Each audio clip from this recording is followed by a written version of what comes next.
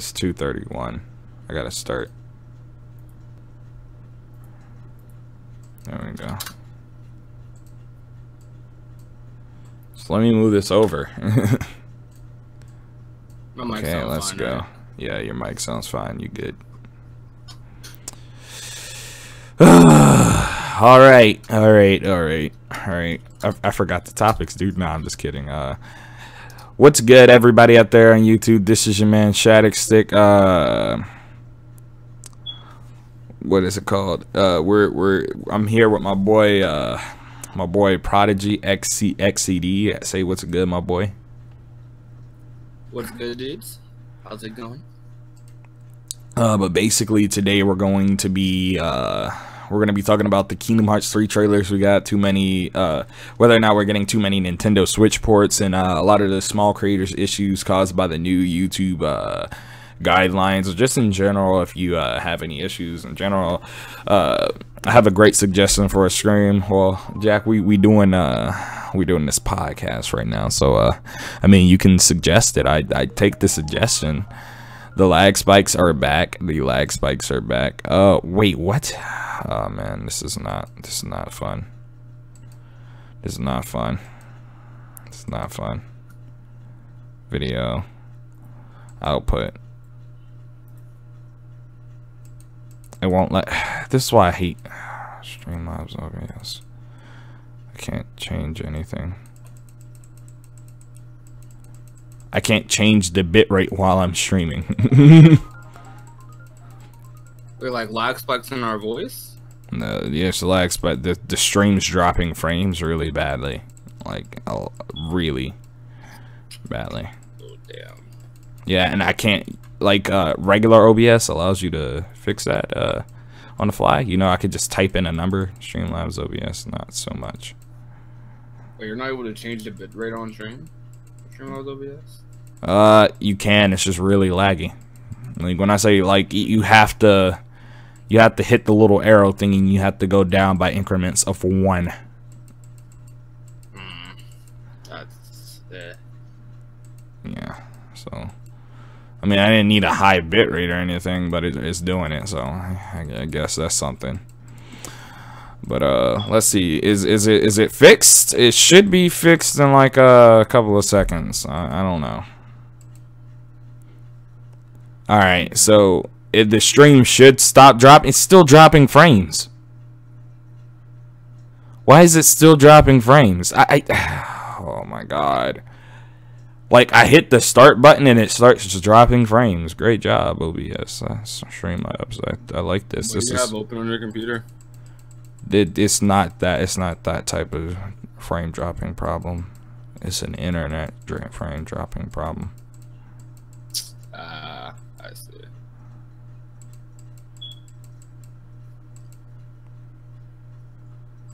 If I can stream Sonic Heroes at the highest settings Dolphin allows me, I should be able to do this with no problem.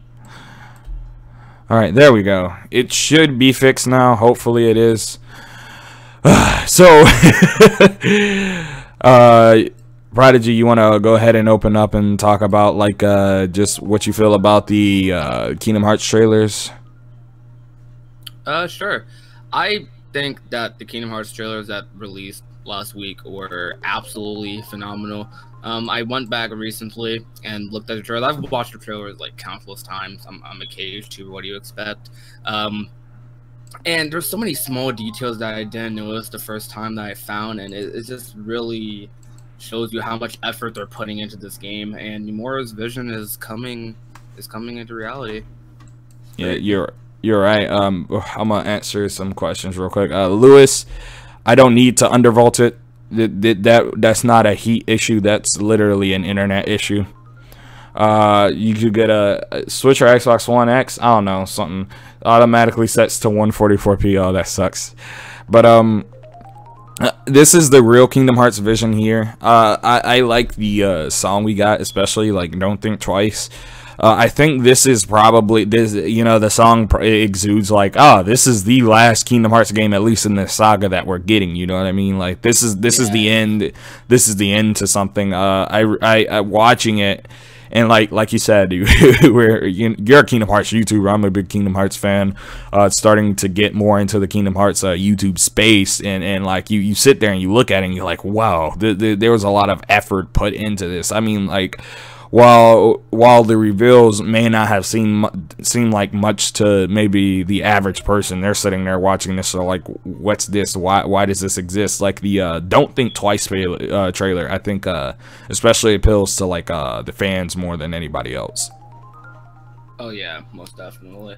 The thing with Kingdom Hearts, though, I'll say, is whenever a Kingdom Hearts 3 trailer drops, like the Kingdom Hearts community, it seems small, but it's just that the people that talk about it, like, there's not, Kingdom Hearts is one of those series that people just play and don't talk about, and I know that for a fact because I have many friends who are just casual Kingdom Hearts fans who they don't really talk about the series, they just play and enjoy it, and a lot of people do that with video games. That seems to especially be the case with Kingdom Hearts. But whenever a Kingdom Hearts 3 trailer drops, I just see a big blow up on social media. Like Kingdom Hearts 3 was trending for an entire like 24-hour period after the trailers dropped, and I thought that was amazing. That's honestly happened almost every time we've gotten a trailer over the past 2 years.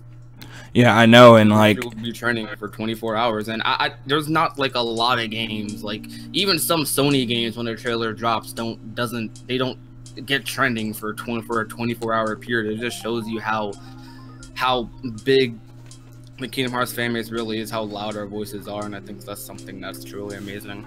I do agree to a large extent. And you know, growing up, like, I've always had people bash Kingdom Hearts, say, it's this, there's Disney characters in it, you know, people who really haven't ever played it, and then, like, you get into, these people start playing it, and they get into it, and they're like, whoa, what's this, like, I didn't know that such a great game existed. Well, yeah, you were bashing it because it has Disney characters in it, which I don't understand why people, you know, have always bashed it for having Disney characters. I don't know what Disney characters inherently means. Like, what, do you think it's like Kitty or something? Outside of that, I still don't understand how that's a bad thing. You know, from the Disney games we've gotten a lot of good Disney games. We've gotten bad Disney games, but we've gotten a lot of good ones. The most notable one, you know, coming to mind is DuckTales. But I feel like this Don't Think Twice trailer, especially, like, that's the one that resonates with me the most, even though like that first one is like that first one we got was really good. It showed off a lot of gameplay stuff in a short amount of time. While you can't make every judgment off of it, you know, in that short amount of time, it showed off a lot that I think you can take in and you can analyze, especially if you're someone who plays the Kingdom Hearts games. I'm a bit iffy on the KH3 main theme, but I'll give it time to me. It sounds like the ending version. I mean, like, I don't care if it's the ending or the beginning of version. It sounds amazing to me. I mean, like, fix your ears. Yeah, I know. To be honest, I already knew when I listened to the song that a lot of people were going to say, like, I'm not feeling it a little bit. It's definitely a good song, but I can definitely understand where people are coming from that sense, because when you listen to Simple and Clean and Sanctuary's opening songs, like, they are very, I guess, I don't know, they're more J-pop in a way. Hey, yo, what's good, Jaden? Welcome to the stream. What I was gonna say is I think it's just like, since it's not the song isn't, I guess, quote unquote hype. Yeah, exactly. It's people want fast paced. You know, you get the opening to a game, it's almost always fast paced. The Kingdom Hearts 3 is taking a reverse approach. And I think it's because of what the song signifies. Don't think twice. You don't go back. You're not going back. You're going forward. You're just gonna have to keep pushing forward. Let's actually. That the people that. Yeah, go ahead. I think that the people that say they're not feeling the song, although I can understand their perspective on it, I do think that people need to realize that this is the final, like. This is the final entry into the saga we're currently in, which is the Dark Seeker saga. This is the finale to the Dark Seeker saga. Like, although Kingdom Hearts 3, like, throughout the trailers, all we've really seen is Disney World, and it seems like this big, lighthearted game. This game is about to be, like, one of the darkest games in the Kingdom Hearts series, realistically. Yeah, it is. I think, like, they showed us that part, like, when Riku's Keyblade broke, and just that one scene, you can kind of tell, damn, this game is about to be really serious. And I feel like that song, like you said earlier, fits the tone perfectly. One thing I want to do want to talk about is that last scene with Riku. Sorry guys, there's no music. Let's actually read some of the chat since we gotten some stuff in the chat. Is that Jaden2602? Yeah, that's the Jaden2602. Gaming Prince, basically the same reason people like Persona 4 and 3 soundtrack over P5. Like, yeah, it's different from what we gotten. And a lot of it isn't as fast. That I actually do agree with what Prince said there. They want their J-pop anime stuff. You're not wrong. Bakama, Kappa, and RG, I'm here. Thank you, RG, for tuning in. But this next part of the trailer discussion I want to talk about is like really the Keyblade stuff for Riku.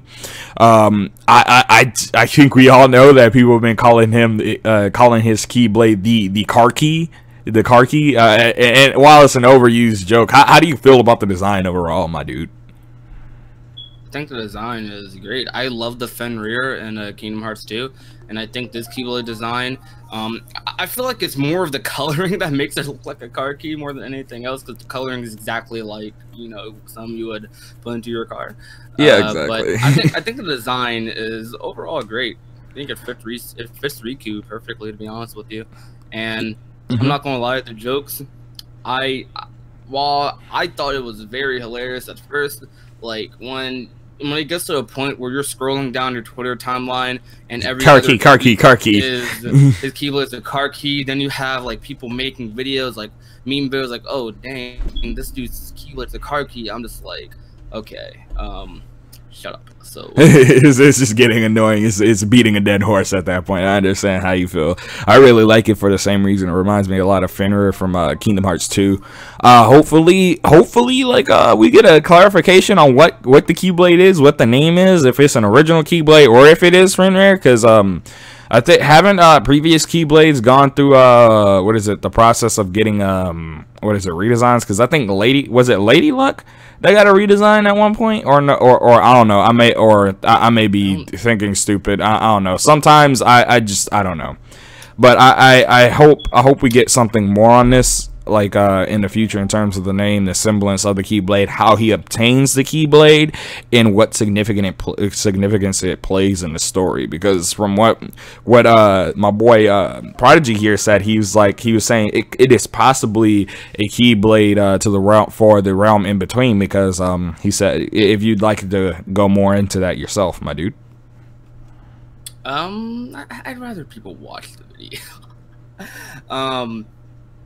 But yeah, I think that the Keyblade is the Keyblade of the realm in between. I'm gonna leave it at that, because if you want to know more about what I think about that, I'd rather you watch the video. All right. We'll link that down in the description. If I even worked on the description on this on this stream, I think I literally I started typing, and I was just like, my brain doesn't know what to put here, and then I just stopped. But I would really highly appreciate it if you could go check out that video. I'll try to post, if you're watching this post live stream, then I'll put the what is it called, the I'll put a card up for it if I can remember the timestamp for this. This is it doesn't tell me the time on Streamlab. Oh yes, it does. 17 minutes. So about 17 minutes, and I'll put a time card here, a timestamp, and y'all can go do it. But the next thing we'd like to talk about in terms of the trailers is that first trailer. That first trailer was super hype. You want to start off, my boy? I'm thinking that trailer again was fantastic. I was pleasantly surprised that Monsters Inc. leak was real, but at the same time, the more and more, like, it got to a point where the first time the leak came out, it was only 2 screenshots, right, or 3, I don't know. Then, like, later that week, or I think the next week after, we got like 5, 6 screenshots, and I was like, okay, maybe this is real now. You know, maybe it's real. Yeah, I always try to keep my expectations low with Kingdom Hearts, because I've been in the community for quite a while now, and we've been trolled quite a lot. We're pretty easy to troll too, so. I'm gonna read some of this chat first before I go into what I'm gonna say. I like the new Keyblade for Riku. Better have some good stats. I'm not a fan of the design. Oh, that sucks, Prince. Man, I thought you would be a fan of the design. Mike Wazowski. You think that we'll get the Cars franchise in Kingdom Hearts? No, and I'm going to say that's mostly because of the stigma of the car franchise and Disney just using the car franchise as a cash cow. Because that's really what it is. It's the most kiddie of all the Pixar movies, and they're going to just use that as a cash cow. I don't like Sully's fur in Kingdom Hearts 3. I can feel that, honestly. Yeah, a lot of people are saying that they don't like the fur, and I realized it was kind of like the fur. It was mostly the fur on the eyebrows. And because, like, I noticed it wasn't inherently the fur in Kingdom Hearts 3 that bothered me. It was the eyebrows. I noticed, like, they're kind of bigger than what they are in the movie, and his stature isn't as big in Kingdom Hearts 3, it seems. Like, he doesn't seem as strong. He just seems kind of big and fluffy, if you understand what I mean. Like, yeah, you can tell that they're still working on the models. Like, they definitely have, like, the world, the environment around it probably down packed, but you can definitely tell they're still working on the models for that, because we've seen previously, honestly, that's not how it's going to look like when the game comes out. I doubt it, because every time we've had an issue with something, they did indeed fix it or, you know, improve it, like with Xemnas, Young Xehanort, etc. Wait, hold up, I gotta address something in the chat. Prince, when did I ever say I was a furry? You trying to catch hands for slandering my name on stream? Hello? You trying to catch hands, boy? Trying to catch hands? I didn't know you were a furry, Shadic. Yeah, I didn't say that, nor has anybody else. If you're slandering my name like this, you trying to get eviscerated, boy? You can catch these hands. I'll run up to I forgot where you stay, but I'll run up there, boy. I'll throw hands, boy. Don't ever slander me like that. I'll fight you. No, but continue. I pretty much said what I needed to say about that. Yeah, I mean, like, the models will be updated. Yeah, I mean, like, outside of anything like small like that, the game looks like it's coming along great. They fixed a lot of the shininess. One thing I noticed, they fixed a lot of like the just because the characters they had this kind of plasticky look in previous trailers. They kind of fixed that from what it looks like. I mean, like, sometimes the lighting gives it off if they're in darker scenes. But for the most part, it looks like they kind of fixed that glossy type of finish they had in, say, for instance, like 0.2 or in like earlier Kingdom Hearts trailers. How do you feel? I definitely think that the models are way better now. Like, when I was looking at Sora's model in the trailer, I was just thinking to myself, like, okay, yeah, Sora is like absolutely perfect right now. Same with Goofy and Donald, because in interviews leading up to like all these trailers, like back in 2015, 2014, like a big thing Nomura was saying in interviews was that he wanted to perfect a style that didn't make Disney characters look awkward like they did previously, because we can all admit although we loved it, like Disney characters, they looked a little bit out of place next to these Final Fantasy characters and Kingdom Hearts characters too. But now I feel like they have the perfect like in between for that, and I love it.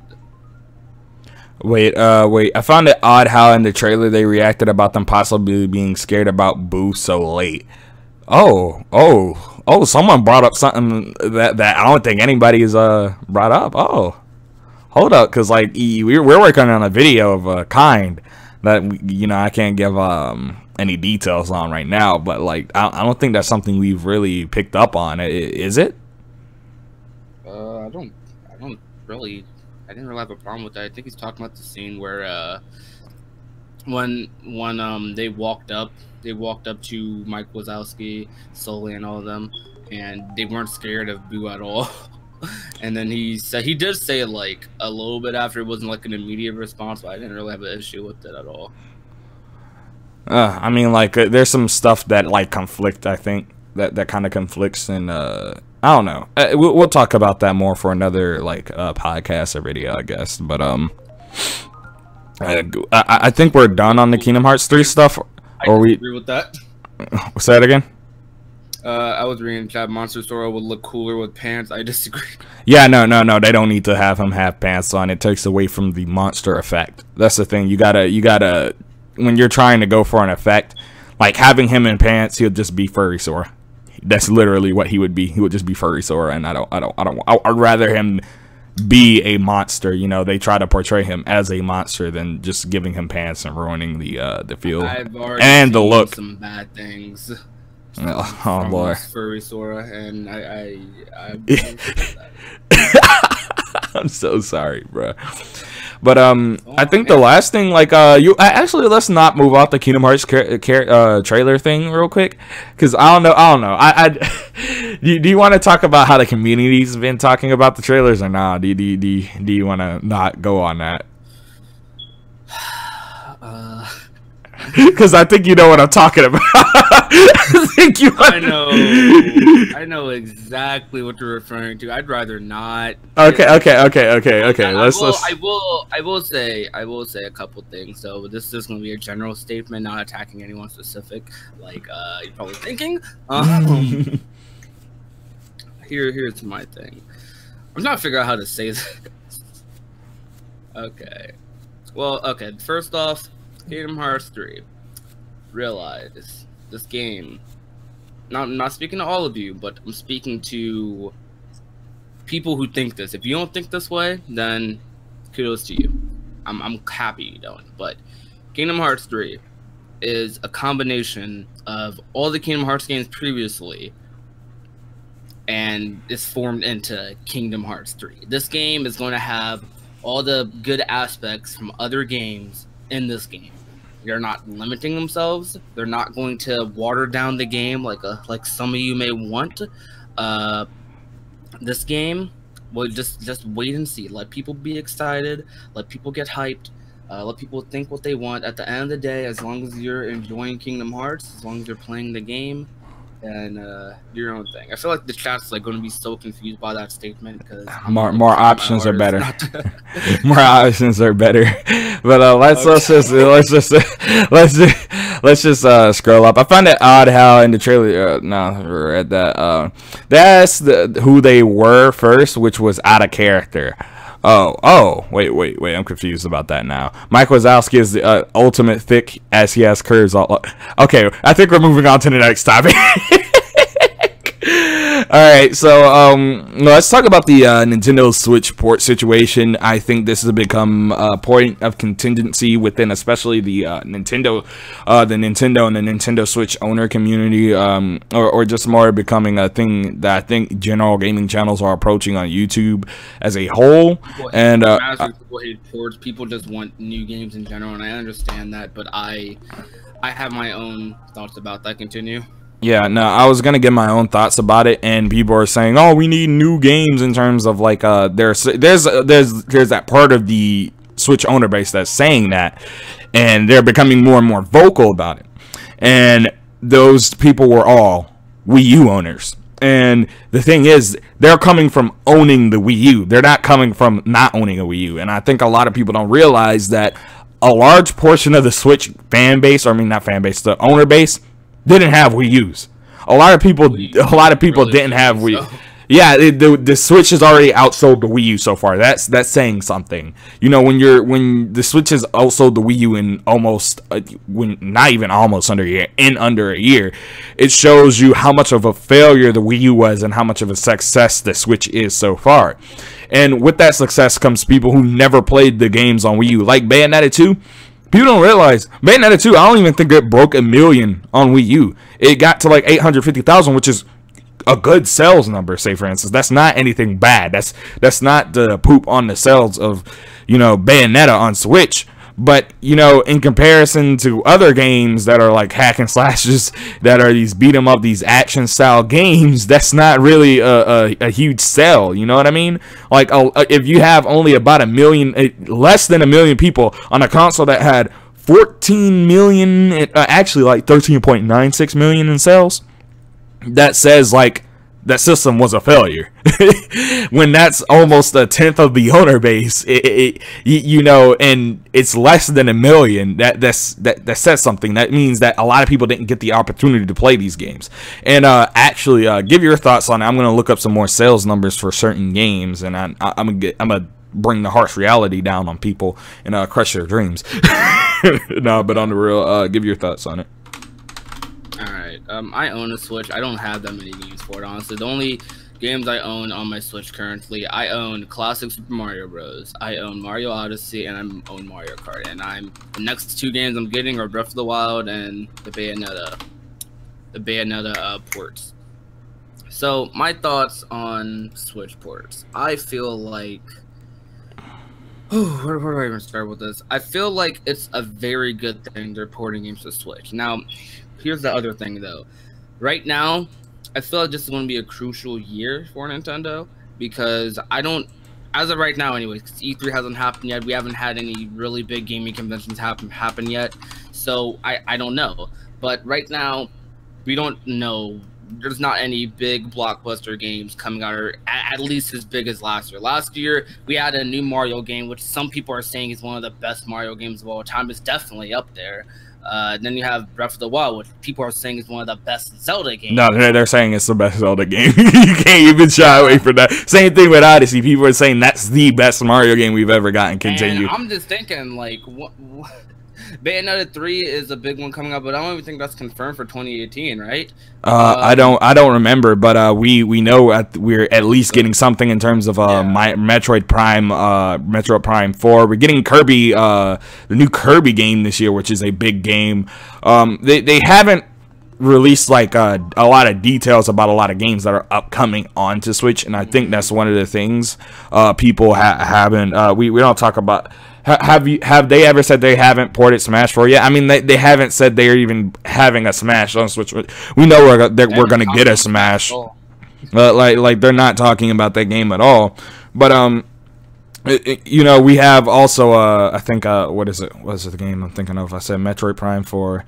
I said Kirby. There was one or two other games I was gonna say, but my mind's drawing a blank. Pokemon. We haven't heard anything on Pokemon. We're supposed to hear some more. Then we have Yoshi. We have Yoshi and Pokemon. We haven't heard. All we heard from last E3 was that they were going to give us details on the new Pokemon this year. So there's reason to be hyped for Switch games. On top of that, I don't think people realize the fact that they're porting over games, and a lot of people are being able to play these games on the go. Because, like I said, I'm in college. I don't have a plethora of free time all the time at home, or I'm not at home. Like tomorrow, I'm going to class. I'm going to be at school from 7:30 to 8 o'clock at night, 8:30ish. So, you know, I won't get home till about 9 o'clock p.m. 7:30 in the morning to 9 o'clock p.m. You know, I'm not home. So that says something about the advent of the Switch. But I want to give some sales figures for Mario Kart 8. On the Wii U. This is just the Wii U, not the Switch version, alright? So, if we compare it to the sales of, let's say, I'm going to tell you flat out right now, alright? Mario Kart 8 on Wii U sold 7.65 million copies. That's amazing, you know what I mean? That a game selling that many copies, a lot of companies wish they could get games to sell, like, well over, like, 1 million, 2 million copies. 7.65 million copies, that's amazing, especially considering that it was on the Wii U, a system that didn't sell well. But... right. Here's the like little contrast that people aren't thinking about. All right, so the Wii U didn't sell well, and that's 7.65 million units. If you want to take into account how much previous Mario Kart games have sold, you know, Nintendo might have taken a loss on Mario Kart 8. We don't know, but we definitely know they cut corners with that game. Mario Kart Wii. You want to know how much that sold? Sold 37.02 million. Outside of Wii Sports Resort, I think that is actually the best selling. I mean, not Wii Sports Resort, Wii Sports. That is the best selling game on the Nintendo Wii.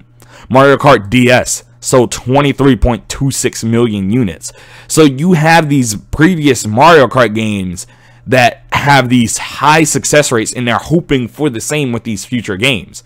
Let's talk about Breath of the Wild. Breath of the Wild launched for Switch. That was like the only AAA title on the Switch. It was a port. But again, it's selling well. People are wanting these games on Switch. Doom. There's a reason why Doom coming to Switch was a big deal. First of all, it signifies we're getting more AAA support. And on top of that, again, it's an experience you can take on the go. Like, the Smash for Switch is probably in development right now. I don't know, maybe we would have heard something. We would have heard a leak or something about it. We know they have trademarked Smash for Switch, but that's it. If you like Xbox, you think Kingdom Hearts 3 will do well on Xbox One? I'll probably do well on Xbox One. I don't have an Xbox, but I'm pretty sure it'll do well on Xbox One. That's just a given. I think people don't realize that you can't sit here and take everything for face value on the Switch. Just because it's a port doesn't inherently mean there's not a reason for that port. Again, a lot of people didn't get a chance to play. I have a Wii U, and I don't have Mario Kart.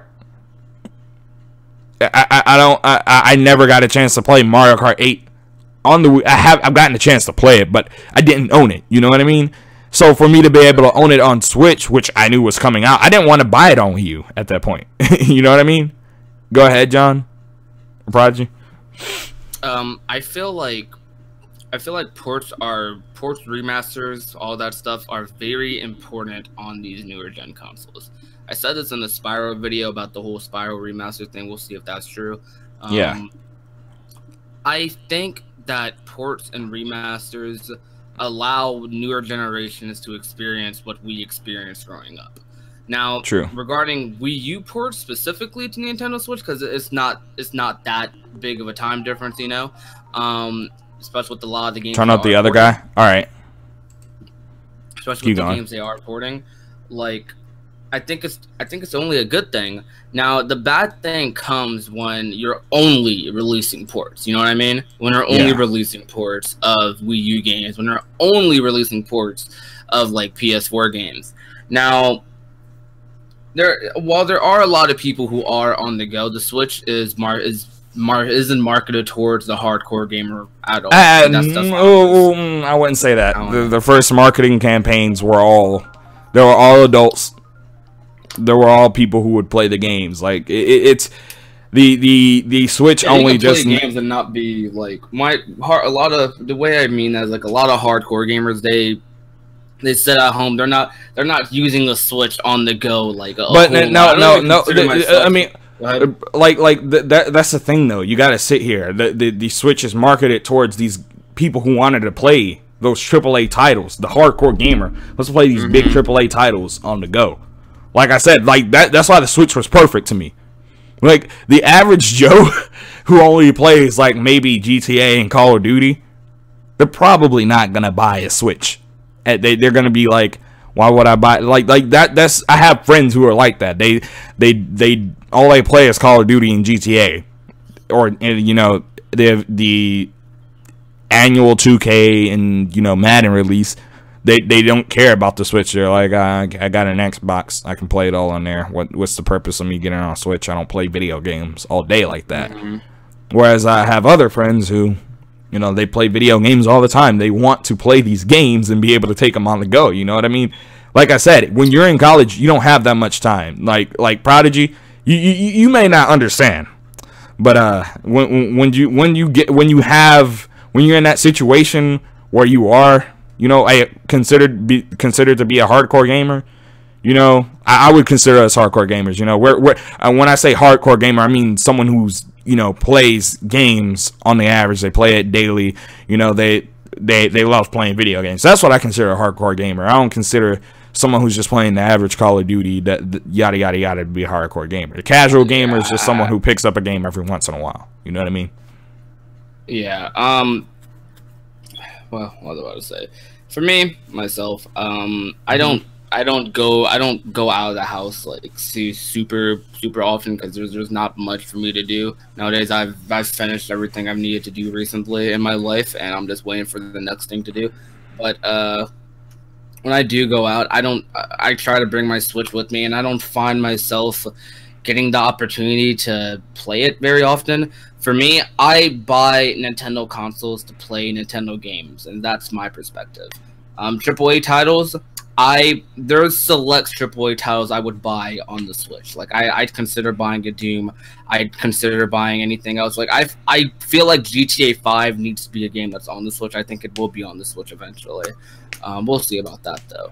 But I don't find myself getting the opportunity to use it that often in public. And most of the time when I'm using my Switch, it's not on the go. It's usually at home. Now, here is the thing, though. I do find myself taking my Switch out of the dock, like I just did now, and walking around the house and playing it on the couch. Like, let's say I'm talking with my family or something, or we're having like a family meeting downstairs. Like every once in a while during that. Oh, shoot, this Switch is loud. Every once in a while during the conversation, I will play it, and that is one convenience factor of the Switch that I do like a lot. But I definitely feel like the Switch is a console that maybe it's just right now that people aren't going to play like every single hour of the day like they would a PS4 or Xbox. Like my PS4 right now, I don't even just use it for gaming anymore. I use it like a lot of people, they're like going away from cable television. This PS4 is like the thing I use to watch like Netflix, to watch Hulu, to watch YouTube videos half the time. Like I don't watch YouTube videos on my computer most of the time. I mostly watch them on my PlayStation.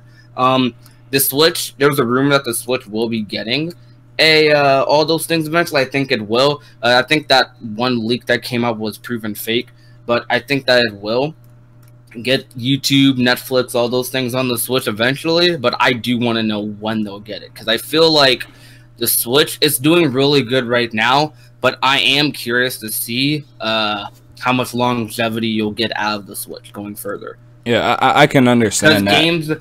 Games are only going to get more powerful. I was talking to this with one of my friends like a couple weeks ago. I've had multiple conversations about this with my friends. Yeah. Like, although the Switch, it's powerful for a handheld console or a hybrid console, and that's one of the biggest things about it. You can fit this thing in your pocket and play AAA titles like Doom, right? Yeah. But games, it's clear, are only getting more and more and more powerful, and I'm wondering, like the Switch, like they're not going to make another console for, like, I'd say Switch came out last year. They're probably not going to make another console for at least 3 to 4 years, right? I mean, consider one. Games are only going to keep getting more and more powerful, and I'm curious how many AAA titles are going to be on the Switch with these games getting more and more powerful. Because although AAA titles are on the Switch, a lot of developers do have to water it down a bit. Not water it down to the point where you can't enjoy it, but they do have to water it down. And I am curious. I want them to succeed. That's why a lot of people think that a Switch Pro or something will come out eventually. That's one thing. That's the one thing I got to touch on, because like these, you know, the PS4 and Xbox One, they got mid-generation refreshes. Like out the gate, Xbox One and PS4 were not pumping out games at 1080p. Really, there were a lot of 1080p 60 FPS games, but outside of that, you know, the what they were providing was a lot of 900p, and that's still even now. I want to talk about that in another video, but I actually kind of want to respond to that one point you had, and I think it's actually interesting for people who don't really go out as much, or they aren't out of the house as often. I can see where that issue of you know, the Switch, you know, being, you know, it being just for games, and you know, it not providing all these other features, and on top of that, you know, you're not taking it out as much, so you don't find yourself playing it in public as much. And I kind of think that that's where that parallel is drawn, and why there's this that divisiveness is coming up, because I can't see it that way, because not in terms of like I just don't see myself in that. I can't see myself in that group, because like I said, I'm on campus a lot of the time. There's a lot of the times where it's not worth going. Like you know, I live 30 minutes away from campus, so that's an hour going back and forth, and there's 2 hours in between a class. It's just an hour. You know what I mean? Why go home? On top of that, it's wasting gas. Why go home when I can just take the Switch with me, and I can fill those 2 hours in between that class? You know what I mean? That's one thing. That's one thing where I found myself doing a lot. Like, I wouldn't have beat Super Mario Odyssey had I not been able to take the Switch to class. I'm not gonna lie. If I had not been able to take my Switch to school or had a console at school, there's a lot of games on there I just wouldn't have beaten. I wouldn't have beaten Sonic Mania. I wouldn't have beaten Mario Odyssey. I wouldn't played a great deal of, say, for instance, ARMS or Splatoon 2. But because I'm able to take the Switch with me, it's allowed me to do that. Like Breath of the Wild on Switch, I don't play it when I'm at home.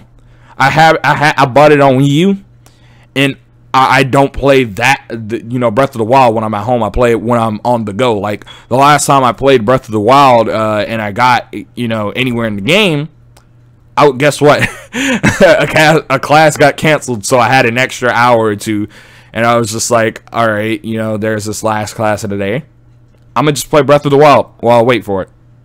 That's what I wound up doing, playing Breath of the Wild. It allows for a lot of options, and I got that copy of Breath of the Wild for cheap. That's the only reason why I have it, I have it on the go, and I only play it when it's on the go because I've beaten the game already and I played a good amount of it, and I find myself going back to it because of that. But right, it's one of those situations where I think we do have this parallel within the community, where not parallel, this divide within the community, that people just have two completely different situations. Like you said, you're buying it for the Nintendo games. I'm buying it to take it on the go, and I do have that concern in terms of power for the Nintendo Switch. Well, I don't see it becoming an issue this year or next year. The 4th and 5th years in the Nintendo Switch lifespan, I find it being an issue, and that's where I think a Switch Pro is going to come about. But I'll talk more about that in a different video, because people are thinking, oh, Nintendo can't follow the trend of Sony and Microsoft when they were doing it before them. With the DS line. I look at it like this. Yeah. This is on the topic of the Switch ports. We're definitely going to be getting like Switch ports of AAA games, but what about the new AAA games that come out that are very big? Well, I gotta say, we've gotten Wolfenstein, we've gotten Doom, so I don't think it's more so of an issue of how inherently powerful the Switch is. I think it's a space issue at this point, because I said, is awful. It's like they're recreating the games from the ground up on Switch, and they're selling amazingly. It's not like these games are selling terribly. They're selling really good, especially fucking phenomenally. Especially these these indie games. One thing I gotta say the Switch excels in is indie games. These games are coming out and they're selling better than they have on all major platforms in the past combined. When the binding of Cave Story, one of those Cave Story has sold better than it has on every other platform combined on the Switch alone. It was one game, I forgot. I think it might have been Cave Story, and Cave Story has been on 10, 11, 12 platforms. That says something. Or it's Shovel Knight. I think it was Shovel Knight. Shovel Knight's been on 4 or 5 platforms. I know Shovel Knight sold, I forget the exact numbers, but I know it sold really, really well. But it's one of those things where I feel for the future, I'm not scared for the future of the Switch, because there's a lot to come. We're getting AAA titles. We've gotten games like Lost Sphere, which was a simultaneous launch on Nintendo Switch and PS4, but I'd rather just get it on Switch. It looks the same, runs about the same, and it's portable. It also comes down to the type of gamer you are too, because for me, when a AAA title comes out on Switch, honestly, I may buy a couple big AAA titles that aren't, or third-party titles that aren't. I may buy a couple third-party titles on the Switch just to see how they run, how it feels, and for the portable aspect, because that's a big thing that sells these third-party titles on the Switch, because otherwise honestly, if it wasn't for the portable aspect, I don't feel like they would sell as great as they have. No, that's I think that's the reason why the Switch has sold so well, is because it's portable. My bad, go ahead. Yeah, that is the thing that will potentially keep third-party developers coming back, more and more.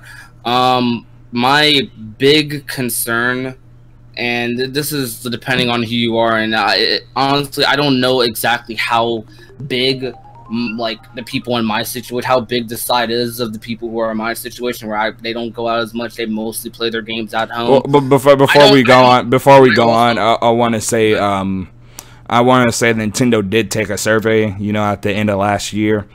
54% of people are playing the Switch exclusively in portable mode, or mostly. Let me say mostly in portable mode, and about, you know, the other like 50% is split between playing it mixed, and I think actually like the least amount of people are playing it exclusively on the TV. So I want to give you that statistic there, you know, just to let that reminisce in your brain. To be fair on that though, although I did not know about that poll until now, and there's probably a lot of other people who didn't know about that poll until now. But to further, I'm not going to dwell on that. Most of the people that own a Switch, I feel like it's fair to assume, very likely own a PS4 as well. And when it comes to these games that you want to play, now there's a lot of people that don't care about graphics. We had a conversation about this the other day. There's a lot of people that straight up just don't care about how a game looks. They mostly care about how it plays, and that's a very fair statement.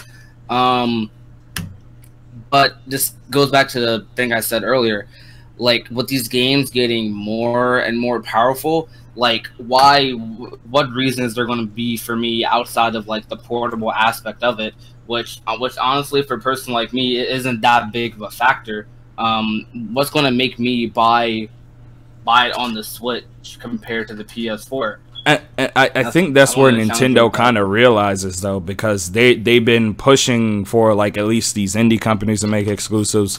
I think they're great. And I think because they ported over a lot of Wii U games, it freed up resources for later games to come out. Like they had two of the biggest games of last year, arguably the two biggest games last year, both getting nominated for Game of the Year to come out on the Nintendo Switch. So I feel like it's not so much of say for instance, like they don't realize this. I think they realize because the portability. They realize it.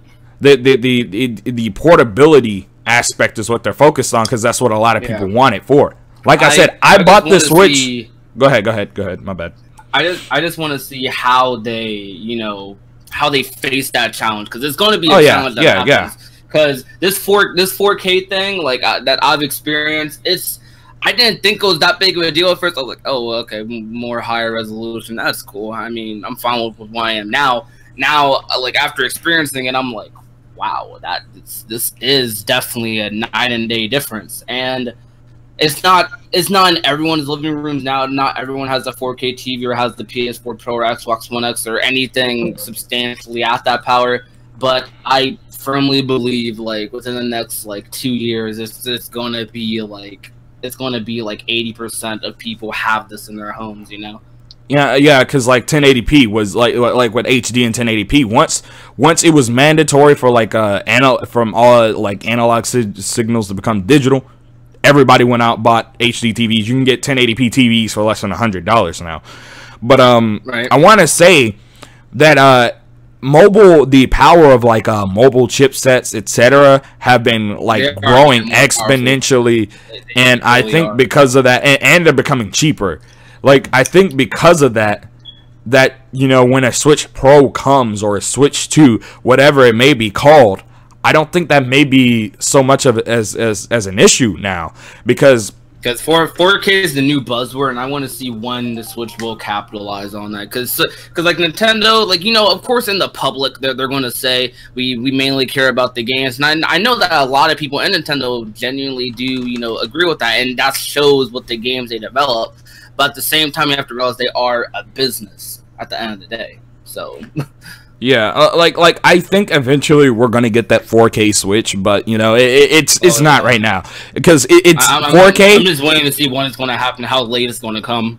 Because 4K, like you said, it's becoming more and more popular. While 4K TVs have become they become a lot cheaper than they were before. Beforehand, you were having to pay $5,000 versus now, like some of them get as cheap when they're on sale as to down like $200 something. But it's one of those things that people don't understand if it's gonna be convenient, because like like we just got these mid-console refreshes, all right?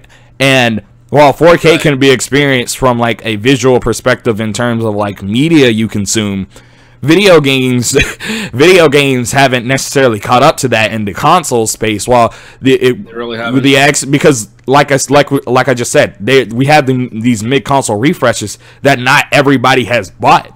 This isn't like what is it called? This isn't like the PC space where 4K has become super common. Even then, it's not super common in PC because not every game, you know, is going to run well on lower end hardware. I think the hardware just hasn't caught up for 4K yet. In the next few years, yeah, I see it. What is it called? There's surprisingly a lot of people that do have PS4 Pros. I've noticed. Like I didn't think the PS4 Pro sold that great, but like a considerable amount of people. I don't want to say like half, but like a little less than that have upgraded to PS4 Pros, and that's because of how many sales there have been of it, how much Sony has pushed the PS4 Pro. I know the Xbox One X isn't doing that well right now. But this is the thing I gotta say in terms of that. Like the only console that we have that's really pushing, you know, towards 4K, that gets close to 4K. Welcome to the stream, Yaya and Sanic Mobile. What I was gonna say is, while the PS4 Pro is really just pushing for like 1440p, that's 2K, and in the cases of some games, it's really just only getting games to 1080p. A lot of the times, it's really just 1080p, and the game may look prettier or run better. Whereas what you have with the Xbox One X, while it's pushing well beyond 1080p, 1440p, and it's not always reaching 4K, there are a lot of situations where it is reaching 4K, and it's really pushing out that 4K image. So that's really the only platform where 4K has become this super big focus. You know what I mean? Like, you know why gaming hasn't caught up fully? It's because Sony and Microsoft are scared, and this is it's not even that. It's the cost. That may make it. Go ahead. This is the thing that may make it take a little longer for it to be just the norm. You know, like to the point where people think of 1080p and go, "Ew, what's that?" Like the thing that will make that take longer on the gaming side is the fact that Sony and Microsoft are holding back the 4K experience, because they're still trying to make these games run on the base consoles, which the base console for Xbox One, like that's not. What's good, Jaden? Welcome to the stream.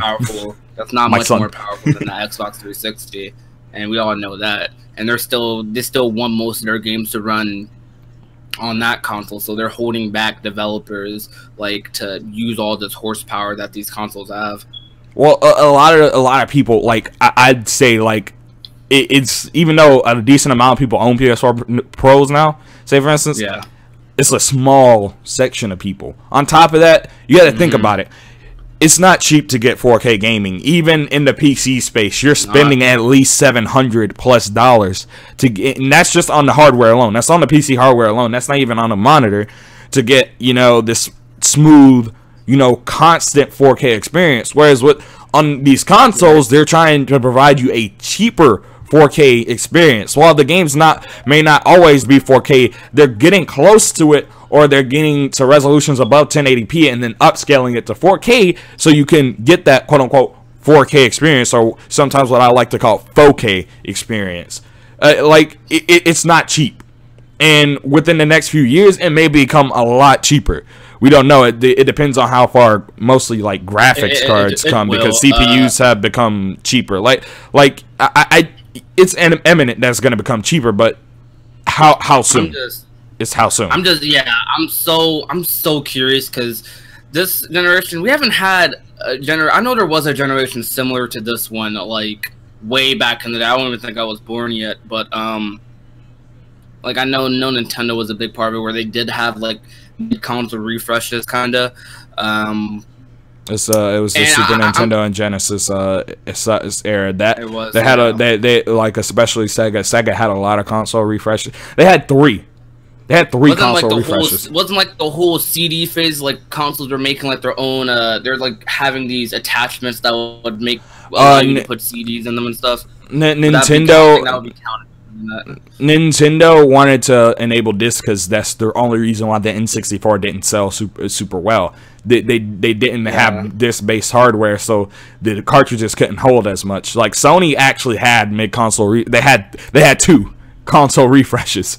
They had the original PS1, and they had a slightly stronger PS1 that was smaller, and even a smaller PS1 that was a bit stronger. And then, like, what is it called? Last generation, we even saw a mid-console refresh with the mid-generation. I think we saw like 2 or 3 mid-generation refreshes with the Xbox 360 because we had the original 360. Then we had the original 360 arcade version, whatever it was called, the base version that was like the supreme version at that time. Then we had another refresh, and then we where it was like smaller, slimmer, and then we got the actual 360 Slim. Then we got the Elite and the Elite Slim. So this isn't a new concept. This has been happening throughout history, and I think actually Nintendo is probably the biggest proprietor of this in the portable space. What were you gonna say before I go on? I was going to say, like, with this, I'm curious, like, about when they're going to release like new consoles about this. I like, at first I was thinking around now actually would have been the time to release the new console. Like, going back to previous console generations, it usually lasts like anywhere 4 to 5 between 4 to 6 years. Yeah. And now I'm just thinking, like, we're probably going to get like an extra 3 years of consoles now, especially since 4K isn't quite there yet on the gaming side. I definitely feel like we're going to have another couple year wait before, you know, how it happens. Definitely next generation, though. Next generation is 100% the 4K generation. Yeah, it's the 4K era. But before we go on, I want to read the chat some. Cherry Pendleton, do you think 4K transfers well online, or do you think it depends on a game netcode? Well, that's more so of a hardware side thing. Now, if you're talking about streaming, I actually have a video that I want to talk about that with, but that's for another day. Welcome to the stream, Blue Speedway. Well, these if you don't know, like the PS3 and the 360 generation, that's the longest console generation we've probably ever had. That lasted, I think, 9 years. And consider no, it lasted 8 years. Let me say that, where they were still the proprietary console that was out. You know, a console can come out and its generation can pass. The PS2 was being supported till 2014. You know what I mean? So that's not what we're talking about. We're not talking about just like support in general. We're talking about when the console is the main thing, you know, the companies want you to buy. And for the PS3 and the 360, that was 8 years.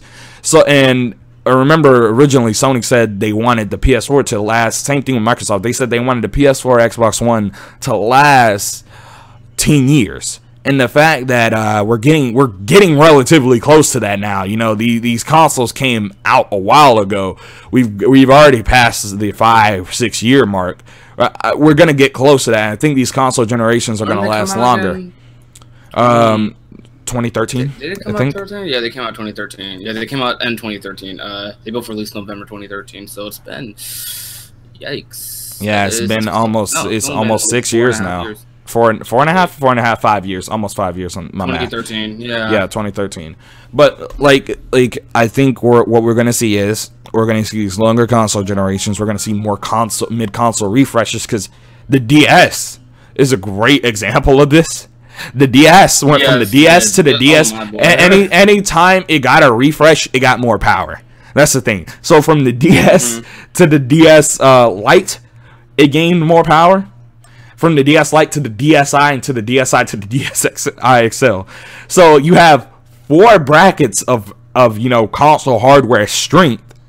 So games, the stream is lagging, is it? Do you think that they're going to stop selling base PS4s at any point in this generation? Base PS4s, base Xbox No. I don't think so, and that's mostly because people are buying them because they're cheap. Like I can get a base Xbox One for like $159. It's in the base PS4 for like $200. Why should, unless I want a Slim or Xbox One S, which I think the Xbox One S is actually a great deal. I thought it was too, honestly. Stream's dropping a bit now. Let me fix that. Why is I don't know why it's doing this today, Do you bro. feel like we should move on to the small creator issues? Yeah, let's, for this final topic, move on to the small creator issues. I think you go first, since you're small, you're a smaller channel than me, and these new to YouTube things affect you more than they do me. I'd actually like you to speak on it and how you feel about it, and give your perspective first. I'm gonna be 100% honest with you guys. I don't care. I don't care about them. You see, now of course I don't know what other effects may come with this. I don't know if my videos are going to stop being pushed to recommended. I don't know if my videos are going to stop being suggested in general. I don't know if it's going to be hard to find my videos on the search bar. If that all happens, then I'm playing a little bit. But because if it becomes harder to find my videos than it is already, then yeah, that would be an issue. But going back to the small creator problems, right now all they said was that they're getting rid of monetization, and a lot of people are getting unpartnered from their company. Like, I'm personally partnered with TGN right now. I'm going to be unpartnered from them, I think, on the 20th, which is 2 days from now. And honestly, I love TGN. I'll probably partner with them again when the time comes, because I'm going to be reaching 1,000 very soon. Like, I don't care really. Like, of course, it was nice getting like my nice little $7 a month, $5 somewhere between there. It was nice getting that every now and then, but that's no. I get way more off of doing graphics commissions than I did with YouTube. Like, I got more doing commissions in like a day than I would on YouTube in a month. So it really doesn't matter to me how much I get paid on YouTube, because at the end of the day, I'm just an entertainer, and as long as people are enjoying my content, then it really doesn't matter if I'm monetized or not, especially at this stage in my YouTube career where I'm not really big yet. I'm definitely trying to get there, and when that happens, I'm gonna get monetized. When I get my subscribers up, the watch time is going to come with it. When I get my watch time up, the subscribers are going to come with it, vice versa. So I'm not really going to do the thing a lot of people are doing and do a bunch of YouTube streams to get my watch time up. If I do YouTube streams, I'm not going to do it specifically for watch time. I'm going to be doing it because I just want to stream. Because personally, I don't like spamming my channel with live streams on YouTube. That's all depending on if I upload them. But I'm just rambling. I don't care. I really don't. One thing I do want to talk about definitely is when that happened, I was getting tagged in these tweets that from people I didn't even know about. I made a big speech about this on Twitter when the information dropped, and a lot of people found me off of that tweet because bigger YouTubers saw that tweet and were like, "Dang, this dude is right. Why don't other small YouTubers think this way?" I was saying how I feel like if you're going to quit because you can't get your fucking $2 a month, why are you even doing YouTube? Yeah. Like I'm gonna go into this a bit more. I'm gonna explain to you all on the stream how much on average I make a month. I either make $11 or I make like anywhere from $50 to $70. There's no in between for me. Like I don't think people realize you don't make a whole lot off of YouTube, no matter how much work you put into. I'm gonna give you a numbers game basically. If your video gets 10K views, you know how much that is? That is $10. 10K views is $10. So in order to actually make money off of YouTube, you actually have to be doing a lot. You have to be getting sponsors. You have to be getting revenues outside of that. Patreon. That's why I've been pushing my Patreon so much. Go, by the way, great time to play. Go, you should become a patron. Even $1 helps your boy. We need, small YouTubers need it. But, actually, I'm being genuine here though when I say you don't make a lot on YouTube. You have to put in the work. And I hope this encourages people to go out there and put in the work on YouTube. People don't realize that you're not making all that much money. Trey said, now with me, I've been having 1,000 subs and over 5K minutes of watch time for months. Well, 5K minutes of watch time is like 100 hours. That's not much. Yeah, I was about to say that. YouTube isn't letting you monetize because you're not really making money at that point. So my bad. Hold up. In fact, ever since the change, they took away my monetization, but gave me back my streaming capability on YouTube. So YouTube's doing that because originally streaming was really a partner only thing, and then they made it open to non-partners. So that's why they had to do that. You probably had it before they changed that. Go ahead, Prodigy. You had something to say. Yeah, it's 4,000 hours of watch time is equivalent to 240,000 minutes watched on your YouTube, because YouTube tells you in minutes, not hours.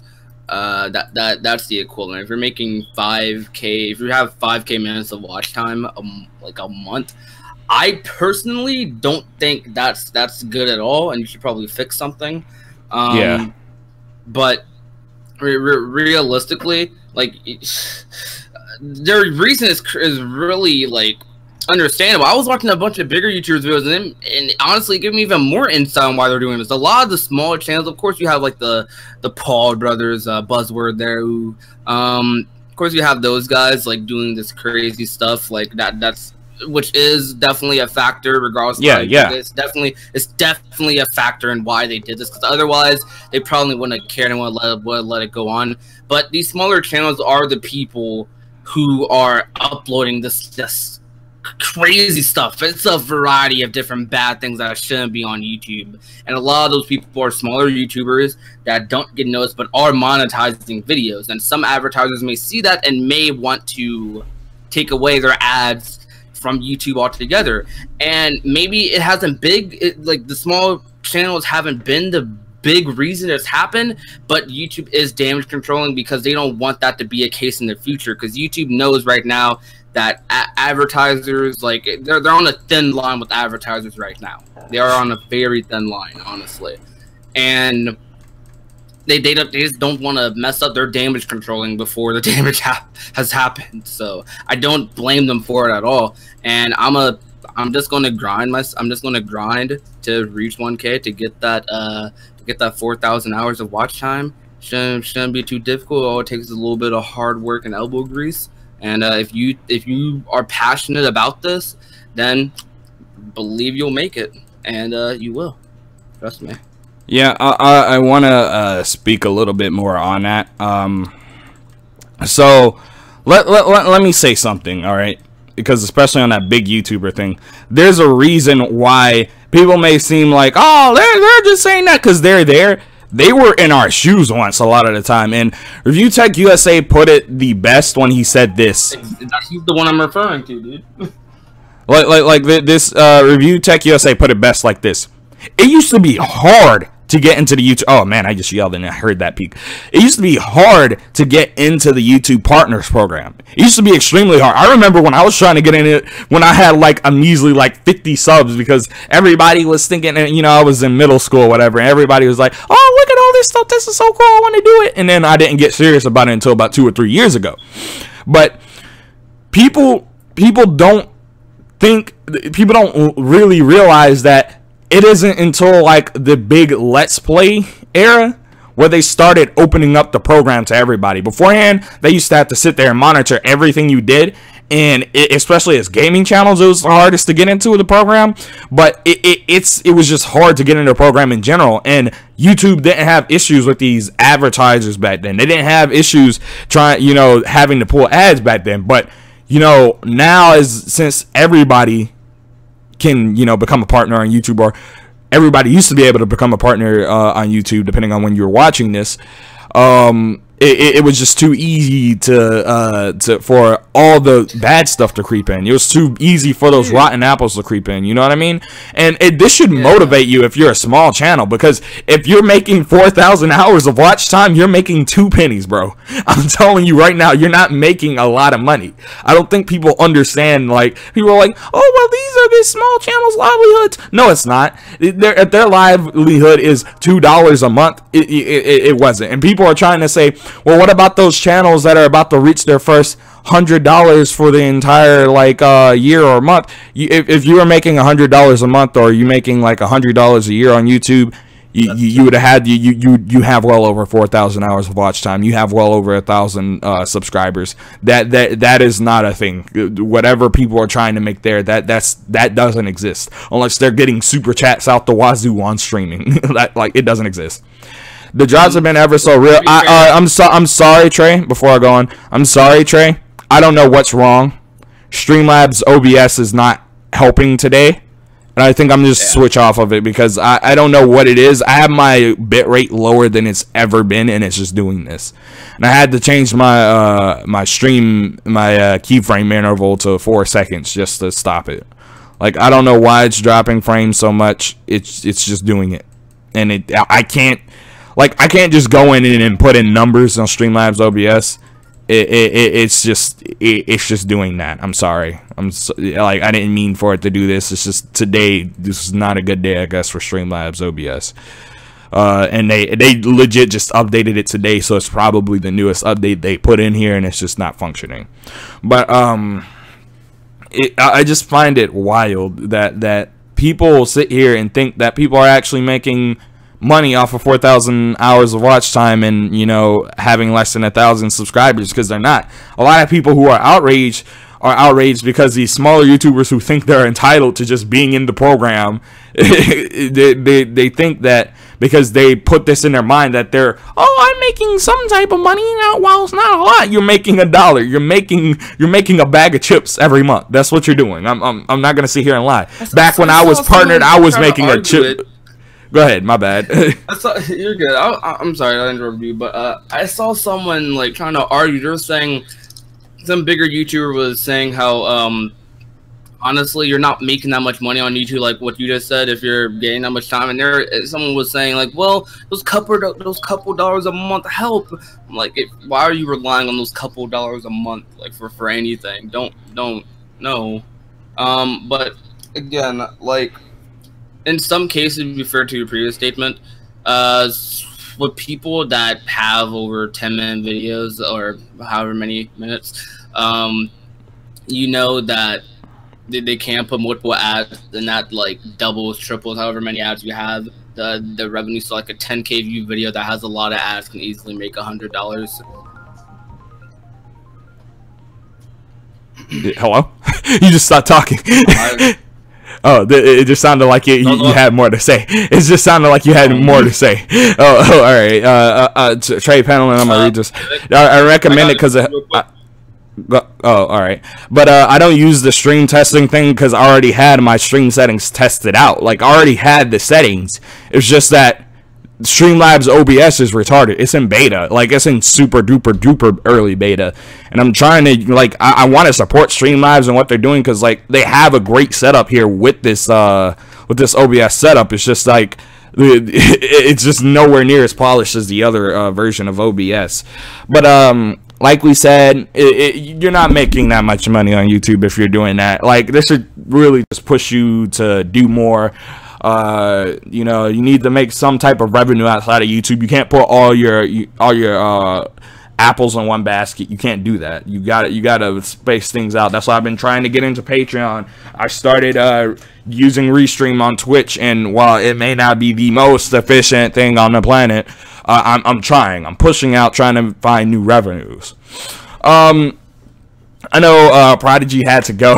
He had to go do something, but I think I'm gonna just end the stream right here. Prodigy, I think I'm just end the stream right here. I'm having too many issues now. It's just racking up. But this has been your man Shadic, because like the drop frames just keep going up and up and up, and they're not going down. This is your man Shadic Stick. Don't forget to comment, like, and subscribe. Share this out with your friends. Hope you guys enjoyed who watched it live. Tell me how it is post if you watch it post, and we're out of here. Peace. Kiss kiss.